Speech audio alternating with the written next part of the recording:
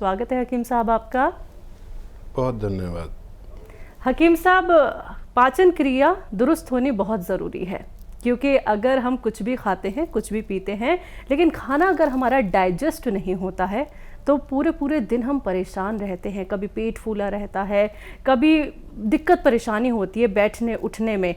तो जिन लोगों का खाना पच नहीं पाता है, डाइजेशन की बहुत ज़्यादा प्रॉब्लम होती है, उन लोगों के लिए क्या कुछ नुस्खे हो सकते हैं? देखिए, ये बहुत अहम मसला है पाचन क्रिया का, जी। पेट का, हाजमे का, और इसको हम बहुत हल्के में लेते हैं और इससे ही हमारे पूरे जिस्म का सिस्टम काम करता है।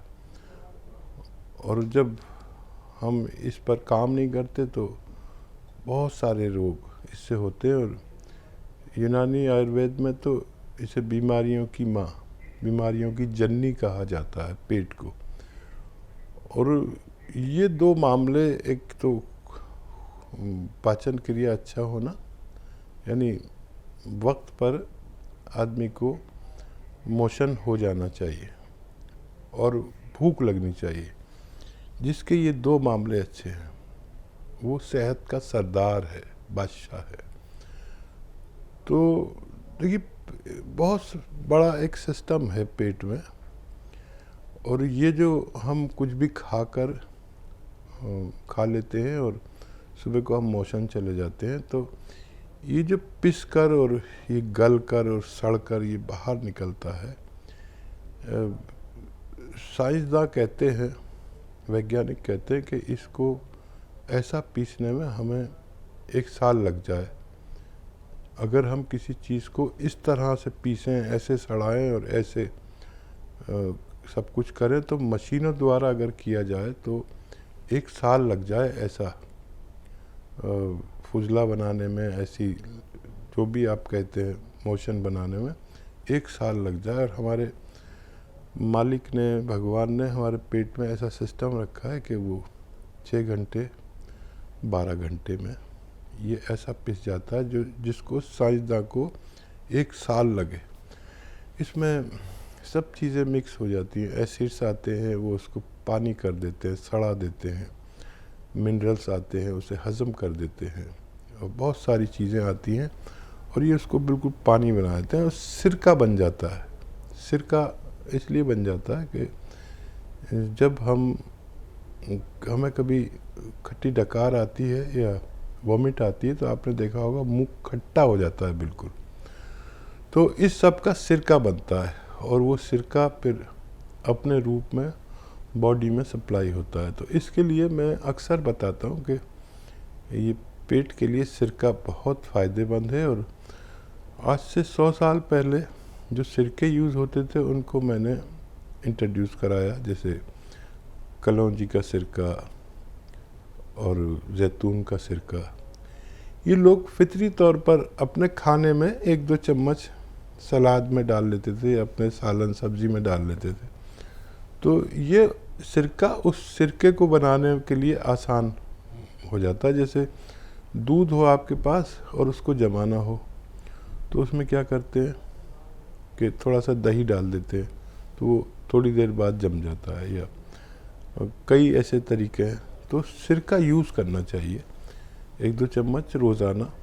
तो हमारी पाचन क्रिया, एसिडिटी, कब्ज़, बवासीर, काफ़ी चीज़ें और बहुत सी बीमारियां 40 साल के बाद जो होने वाली बीमारियां हैं, वो उनमें एक बीमारी हर किसी को आनी तय है।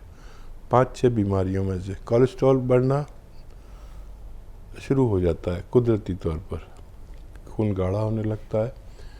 थायराइड होना, ये भी आने वाली बीमारी है 40 साल के बाद। और blood pressure, diabetes, heart blockage, दिमाग की कोई बीमारी। अगर ये चाहते हैं कि आप सेहतमंद ज़िंदगी गुजारें और इस तरह की कोई बीमारी आपको न छुए, तो 40 साल की उम्र में या उससे पहले ही आप 2 चम्मच सिरका इस्तेमाल किया करें, कलौंजी या जैतून का। आप हमेशा इन बीमारियों से बच सकते हैं और आप सुरक्षित ज़िंदगी गुजार सकते हैं। चलिए, इसी के साथ कॉलर्स जुड़ गए हैं, बात कर लेते हैं। भोपाल से हैं KN तिवारी जी, स्वागत है आपका।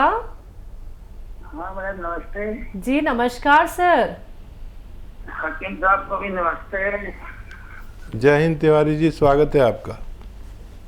हालत सही है, मिसेज कुछ दबा रही है, झूठ बोली थी कि मेरे से उनको एक बीमारी और है। उनको 3 साल पहले लकवा मार गया था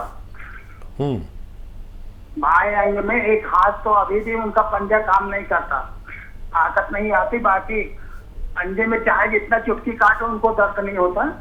हाथ में तो अब जान आ गए। 3 साल पहले हुआ था, मेरे ख्याल से पाँव में भी उनके है। क्या ले रहे हैं वो? क्या ले रहे हैं, इसके लिए कोई एलोपैथिक दवाई चल रही 4 साल 3 साल। ठीक है, ठीक है। बाकी आपका तो गोंसिया वो खा चुकी 2.5 महीना।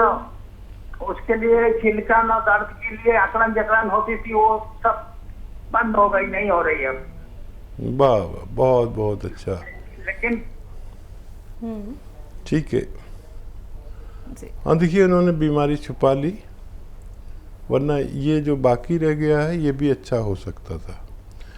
और देखिए, जिस उम्र में आप हैं, आपकी पत्नी हैं श्रीमती जी, तो इस उम्र में मैं जैसे अभी कह रहा था कि इसमें ये फालिज आता है, लकवा आता है, खून गाढ़ा हो जाता है, हार्ट ब्लॉकेज होने लगता है, ब्लड प्रेशर आता है और डायबिटीज़ आती है। तो मैं अभी प्रोग्राम की शुरुआत ही हुई है, मैं ये बता रहा था कि कलौंजी का सिरका 2-3 चम्मच लेना चाहिए हर किसी को, चाहे रोगी है या नहीं। तो ये 3 चम्मच कलौंजी का सिरका रात को पानी में मिला दें और 1 चुटकी खाने का सोडा उसमें डाल दें। रोज़ाना एक खुराक रात को सोते समय इन्हें पिलाइए। जो बाकी मांदा इनकी परेशानी है वो भी अच्छी होना मुमकिन है। गौन स्या आप खिला रहे हैं लगातार, और भी खिला सकते हैं, और ये इनका खून पतला करेगा और बहुत सारे रोगों से हिफाजत करेगा, पेट भी अच्छा रखेगा, ब्लड प्रेशर को कंट्रोल करेगा, दिल को मांझ के धो के बिल्कुल ताज़ा कर देता है, और ब्लॉकेज को के लिए बहुत अच्छा है, और डायबिटीज़ नहीं होने देता, होती तो कंट्रोल करता है, पेट के लिए बहुत अच्छा, लीवर के लिए बहुत अच्छा। ये देना शुरू कर दें। अच्छा वो पता चल गया, नहीं तो आगे जाके परेशानी हो सकती थी। आप ये इन्हें देना शुरू करें और फ़ायदा उठाएं। इसी के साथ अगले कॉलर हैं रतन जी, स्वागत है आपका। नमस्कार जी नमस्कार सर। जय भारत हकीम साहब। जय हिंद, जय भारत, जय भीम, जय हो रतन जी की। सर, मुझे 2 लड़कियों के बारे में पूछना है। लड़कियां महिला कर सकते हैं आप उसे। जी। एक 25 वर्ष की है, उसके नाभि के 4 इंच नीचे चर्बी की गांठें बन गए, उभर आया। मैं देखा तो नहीं, लेकिन उनका कहना है कि वो 1 इंच का उभरा हुआ ये है, जो दाबने से दब जाता है और फिर अपने जगह पर चला आता है। क्या सर वो चर्बी की गांठें हैं सर, और इसका क्या उपाय है सर? दूसरी, एक 40 वर्ष की है और अभी शादी नहीं हुआ उनकी, लेकिन उनका मेंस मैंने 2 साल से बंद है सर। ठीक। तो मैंने उसे तो वो हल्दी और दूध का नुस्खा बताया, लेकिन इसे क्या 4 सप्ताह में पूरा हो जाएगा? ये नुस्खा काम करेगा या और लंबा जब करना पड़ेगा? ठीक है, बस आपका और कोई सवाल? ना ना ना ना। हाँ देखिए, बहुत सेवा कर रहे हैं आप लोगों की, और भगवान आपको कामयाबी दे रहा है। और कल की कॉल आपकी मुझे याद है, आपने एक ऐसे शख्स को जो अपनी जगह पर बैठे रहते थे, उनके दर्द को महसूस किया और उन्हें बाज़ार जाने आने के लायक कर दिया।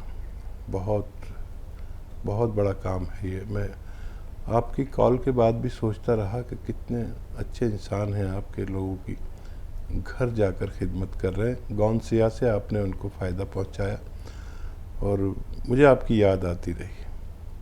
बहरहाल चर्बी की गांठें के लिए और ये लीजिए ज़ीरे का सिरका।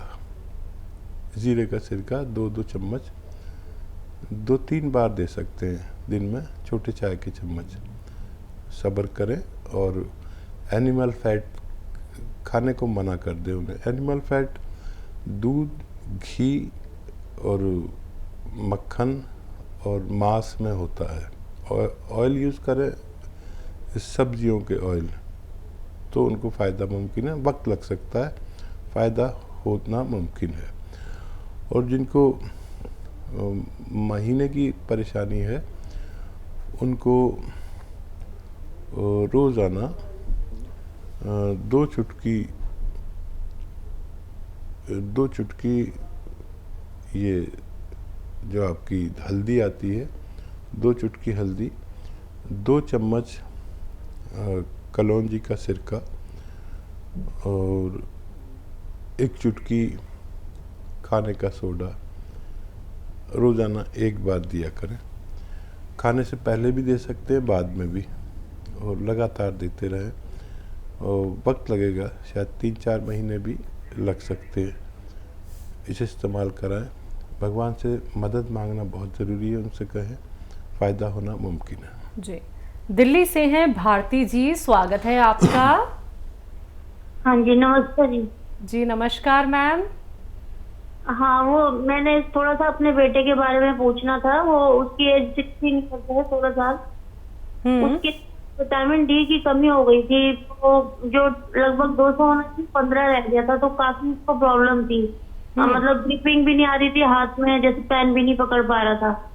तो थोड़ा ठीक हुआ विटामिन डी, फिर बीच में अब दोबारा से हो गया। तो उसकी बॉडी में पेन रहता है और हड्डियों में थोड़ी आवाज आती है, कमर में दर्द ज्यादा रहता है। ठीक है जी। हाँ, देखिए, एक तो उससे कहिए कि सेल फ़ोन का इस्तेमाल करता है तो कम करें, कम से कम करें। और धूप में कम से कम 1 घंटा ज़रूर बैठें या पैदल चलें धूप में। पैदल नहीं चल सकते तो बैठ जाया करें धूप में। अगर सूरज के सामने नहीं बैठ सकते तो पीट करके बैठ जाएं। एक तो ये, और गोंद स्याह, काला गोंद एक आता है जो नकली बहुत मिलता है, असली आप लें, आपकी जिम्मेदारी है। आधा ग्राम गोंद स्याह सुबह नाश्ते के बाद दूध के साथ दे दें और आधा ग्राम शाम को। बच्चे को फ़ायदा होना मुमकिन है। 2-3 महीने लगातार दें।